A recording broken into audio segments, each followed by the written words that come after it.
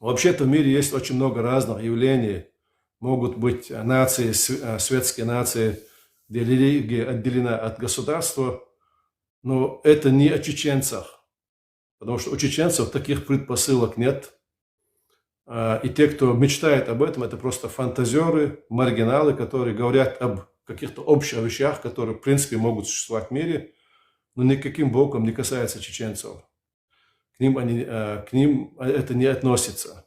Если они хотят проверить, так ли это, им не придется даже возвращаться в Чечню, чтобы выйти на сельскую площадь, и тем более городскую, и заявить о своих воззрениях, что вот они...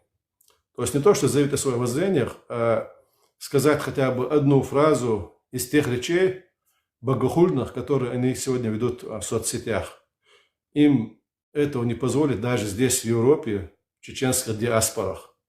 Если они говорят, что это им позволит, пускай выйдут и скажут хотя бы одно из тех наветов, которые они делали на пророка, саллаллаху алейхи вассалям, или же на его жену Айшу, на нашу мать правоверных, радиаллаху анха.